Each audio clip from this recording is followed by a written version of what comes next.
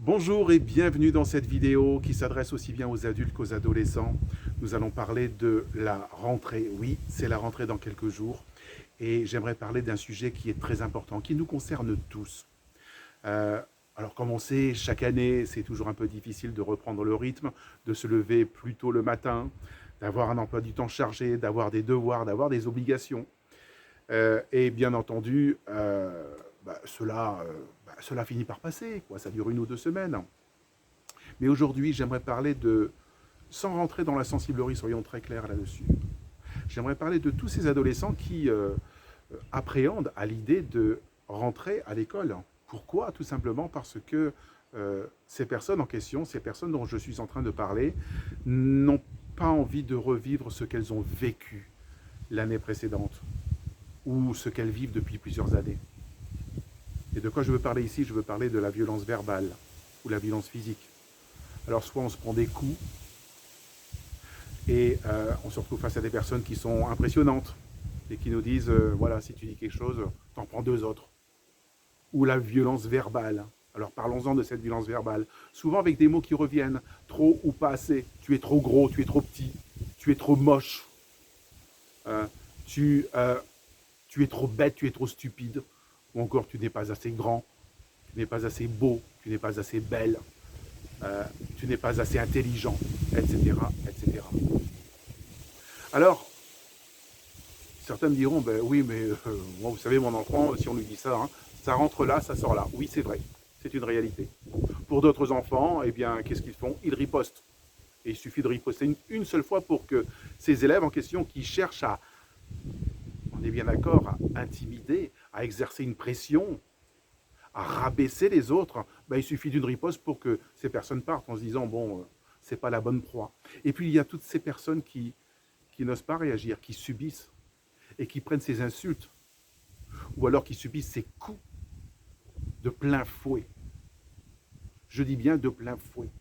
Et lorsque les parents se manifestent et viennent voir les adultes qui encadrent tous ces élèves, tous ces enfants, et lorsqu'ils leur font part des difficultés que rencontrent leurs enfants, eh bien, je vous dirais en toute sincérité, ayant travaillé dans 15 établissements, euh, j'ai vu dans certains établissements des personnes réagir d'une façon remarquable, en faisant preuve justement d'une belle réactivité et en mettant un terme à ces relations qui nuisent, je dis bien qui nuisent à l'intégrité de ces personnes. Oui, dans certains cas, il s'agit d'adolescents qui inventent des choses de toutes pièces. Pourquoi? Parce qu'elles ont besoin qu'on les écoute, qu'on s'occupe d'elles. Et ces personnes ont besoin d'être accompagnées. Et je vous apporterai des solutions par rapport à cela tout à l'heure. Pourquoi être accompagné? Dans le but de les aider d'une part, et puis de faire en sorte que d'autres élèves ne soient pas accusés de façon la plus injuste pour des choses qu'ils n'ont jamais fait. Mais dans certains établissements, en toute honnêteté, j'ai vu aussi des parents se manifester et avoir des réactions plutôt timides de la part de l'établissement. Et c'est aucune critique par rapport à ces établissements dans lesquels j'ai travaillé, et j'imagine que leur stratégie a dû changer depuis. Pourquoi? Parce que lorsque les parents viennent manifester leur mécontentement ou viennent leur faire part de ce qui se passe dans la cour de récréation, par exemple, eh bien, on a tendance parfois à minimiser en disant, écoutez, je pense que votre enfant en rajoute un petit peu, ou encore, l'établissement ne réagit pas du tout. Alors, la question que l'on peut se poser, c'est comment faire? Je vous ai parlé tout à l'heure de minimiser. On minimise, on se dit non, mais c'est pas grand-chose. Ça me fait penser un petit peu, vous savez, à un élève qui se fait réprimander parce que, justement, il vient d'insulter, il vient de nuire à l'intégrité d'une personne en tenant des propos blessants. Et lorsqu'on réprimande cet élève, parfois il répond de façon spontanée, ouais, mais attendez, monsieur, c'était pour rigoler. Pour rigoler. Oui. Euh, je vous donne un exemple. Lorsque j'étais chef d'établissement, et puis on fait venir dans mon bureau deux élèves qui s'étaient battus dans la cour. Alors je demande à ces deux élèves de s'asseoir, et puis je leur dis, écoutez, ce qui est important pour moi, c'est de comprendre pourquoi vous êtes ici. D'accord? Alors chacun à votre tour, vous allez donner votre version, sans chercher à accuser l'autre, mais en me disant ce que vous avez ressenti, c'est tout. Puis la première personne parle, et puis dit, ben voilà, en fait, il a traité ma mère de PUTE, vous voyez ce que je veux dire. Et là, cette personne en question se met à pleurer en disant, et en fait, ma mère, elle est à l'hôpital, elle est très malade, et je ne sais pas si elle va s'en sortir, Il éclate en sanglots et la personne qui est face à lui la regarde, bouche bée, et lui dit, mais je ne savais pas que ta mère était malade, était gravement malade. Et puis la personne répond, ben maintenant tu sais. Pourquoi je vous raconte cette histoire? C'est pour se rappeler que les mots peuvent avoir une portée gigantesque, énorme, et peuvent vraiment nuire à certaines personnes. Et ce ne sont pas des personnes qui sont fragiles, parce que chacun réagit différemment. Oui, pour certains, ça rentre là, ça sort là, d'accord. Mais pour d'autres, ça fait très mal. Et on ne se sent pas en mesure de riposter. On a peur de riposter. Et on a honte de ce que l'on subit au quotidien. Pourquoi je vous dis ça? Parce que je sais aussi, par expérience, qu'il y a des élèves, chaque année, qui rentrent chez eux à la maison, qui ont subi les pires injures pendant la journée, qui n'ont pas osé en parler à leurs camarades parce qu'ils ont honte, parce qu'ils en ont marre. Et lorsqu'ils rentrent à la maison, lorsque leurs parents posent cette question, est-ce que tu as passé une bonne journée? Eh bien, ces personnes en question répondent, ben, oui, oui. Et elles souffrent dans le silence. Et elles subissent le martyre.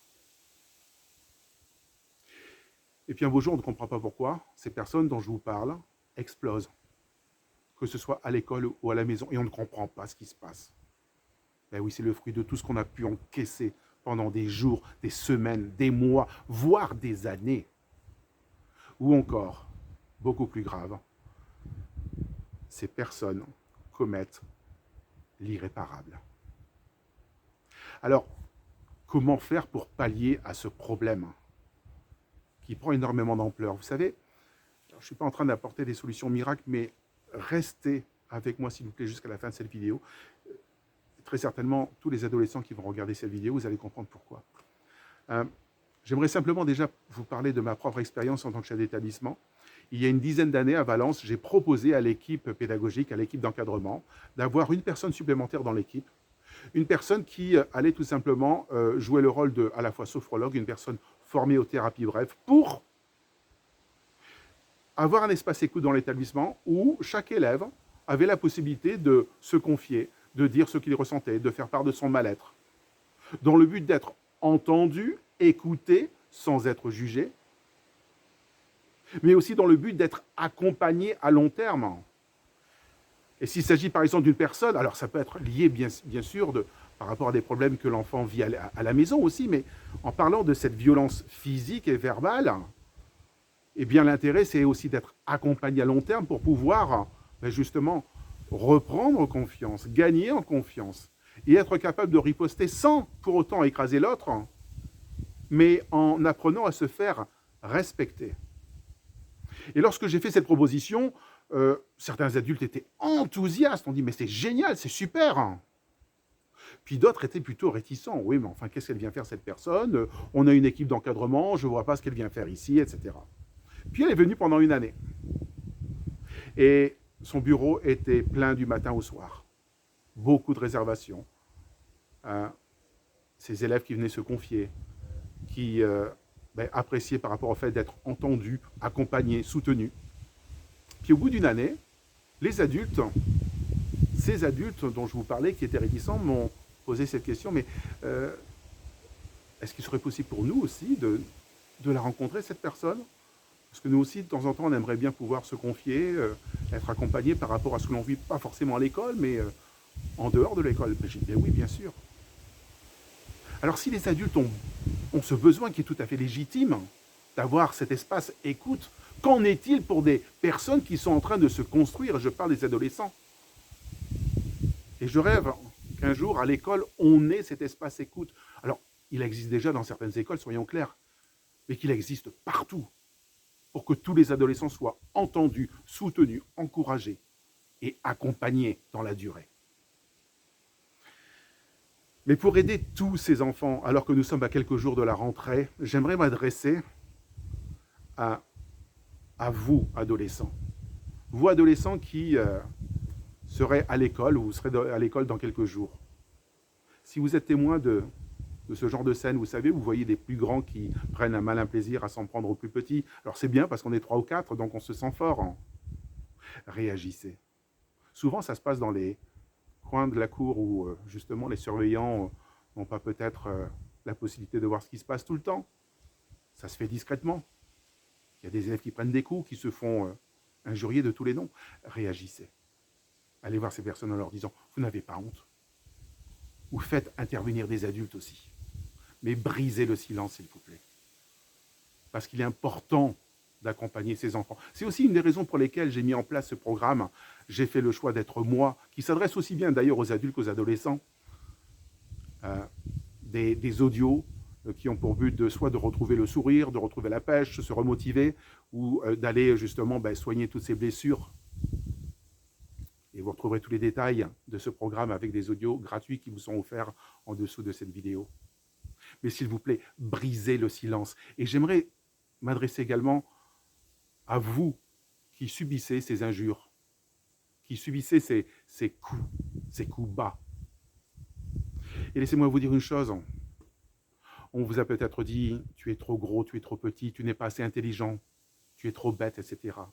Vous êtes parfait tel que vous êtes. Je répète, vous êtes parfait tel que vous êtes. Ça signifie quoi? Tout simplement que si on vous a dit tu es trop gros, tu es trop grosse, ne martyrisez pas votre corps dans le but d'être accepté par les autres. Ne prenez pas toutes ces pilules amaigrissantes.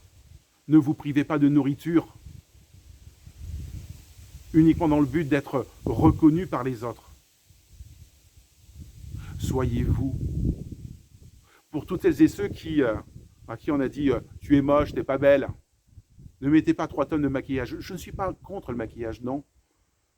Mais vous n'êtes pas obligé de passer une matinée entière à vous maquiller pour prouver aux autres que vous êtes belle. Vous êtes belle telle que vous êtes, mesdemoiselles.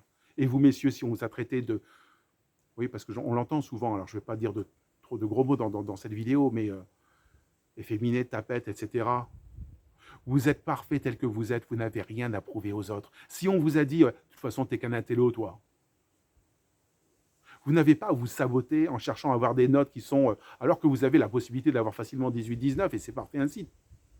Ne cherchez pas à avoir 12 ou 13, juste pour être dans la moyenne, dans le but d'être accepté par les autres. Dans le but de ne plus être critiqué. Soyez vous. Si on vous a dit, répétez, de toute façon, tes fringues, elles sont nazes, là, à quoi tu ressembles à rien. Ne cherchez pas à porter des vêtements qui ne reflètent pas votre personnalité, mais dans le seul et unique but de faire partie d'un groupe. Respectez-vous, honorez-vous. Et j'aimerais aussi m'adresser à toutes ces personnes qui ne reprendront pas le chemin de l'école. À toutes ces personnes qui ont vécu le martyre à l'école et qui n'ont plus envie de revivre ces expériences et qui ont fait le choix, en accord avec leurs parents, de faire l'école à distance, l'enseignement à distance. À toutes ces personnes, je vous dis, vous êtes parfaits tels que vous êtes. Vous n'êtes pas un problème. Le problème, c'est toutes ces personnes qui n'ont pas à venir vous rabaisser, à vous faire croire que vous ne valez rien, parce que vous valez beaucoup plus que vous ne le croyez. Et je vous souhaite de tout cœur d'être accompagné par des personnes pour vous permettre un jour de revenir à l'école. Parce que pour grand nombre de ces personnes, elles n'ont qu'un rêve, qu'une envie. C'est de revenir à l'école, de pouvoir passer du temps avec leurs camarades, de pouvoir vivre en communauté. Parce que nous sommes ici sur Terre pour apprendre à vivre ensemble. Et que ce soit les personnes qui subissent la violence verbale ou physique, ou celles et ceux qui prennent plaisir à martyriser les autres, dans les deux cas, il s'agit de personnes qui sont en souffrance et qui ont besoin d'être accompagnées.